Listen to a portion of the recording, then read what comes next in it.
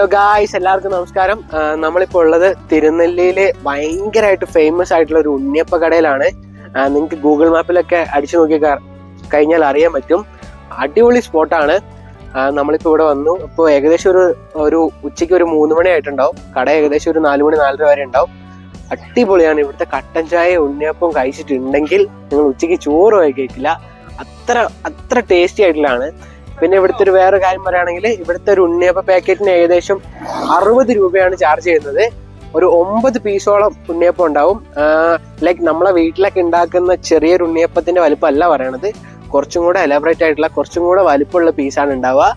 അപ്പോൾ നിങ്ങൾ വയനാട് വന്ന് കഴിഞ്ഞിട്ടുണ്ടെങ്കിൽ മസ്റ്റായിട്ടും വിസിറ്റ് ചെയ്യേണ്ട ഒരു സ്പോട്ടാണ് ഇവിടെ ഉണ്ണിയപ്പ കട, തിരുനെല്ലി റോഡിനാണ്. അപ്പൊ ഞാൻ ഈ വീഡിയോന്റെ അടിയിലായിട്ട് ഇതിന്റെ ഗൂഗിൾ മാപ്പിന്റെ ലൊക്കേഷനൊക്കെ കൊടുത്തിടാം.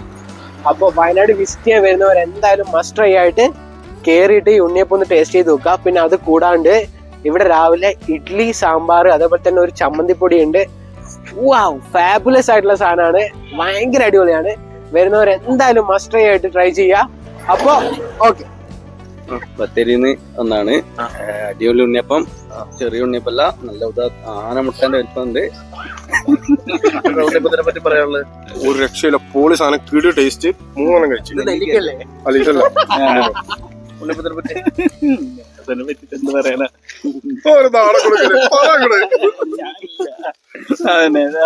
ഇതുപോലത്തെ വലിയ ഉണ്ണിയപ്പായിരുന്നു.